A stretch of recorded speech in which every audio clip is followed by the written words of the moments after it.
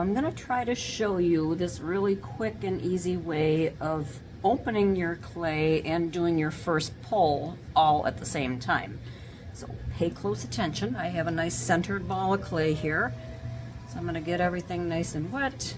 I'm going to open it like I normally do, so with my right thumb.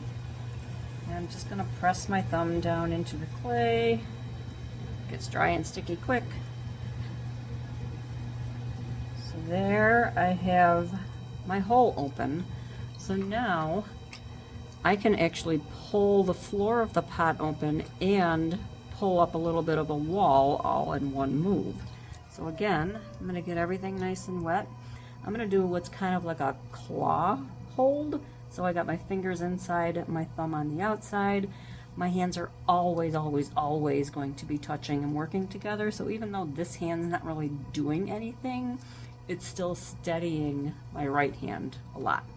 So as this is spinning at a fairly fast speed, what I'm going to do with my claw here is just kind of squeeze together. So as I squeeze together, it's going to open the floor, and then this whole wall here is going to start to raise up. So kind of like doing your first pull. So I'm going fairly fast here. Squeezing together, so opening that floor. And pulling open. Okay, so here I have an open pot. Now I'm going to do a pull to show you how to pull all of this extra clay here up into a taller pot. So I usually work with 3 points of contact. So I do my thumb, my middle finger, and then my outside finger, which I usually have a sponge in that hand, so I'll use like a finger behind my sponge.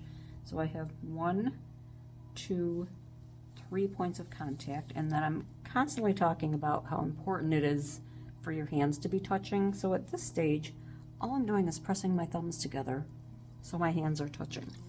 So I'm gonna wet everything, get it nice and slippery.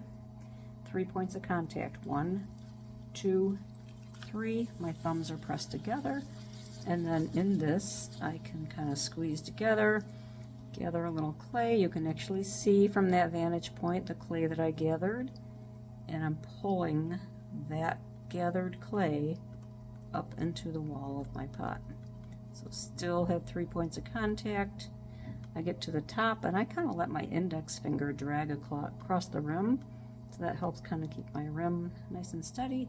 And when I let go of my clay, it's an easy, soft release out and away, and I don't release up and off the top because that can ruin the rim of your pot. So there's a really nice way to have 3 points of contact, which gives you total control of the clay as you pull it up into a wall. So then the second pull, like this is a little bit tall now, so I can't really get my hand around there like that very easily anyways to do those 3 points of contact. But I still have to have my hands touching.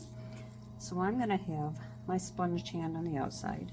I'm going to use a couple pads of my fingers on the inside, but then to connect my hands, I'm simply going to put my thumb, my right thumb, on top of my left hand.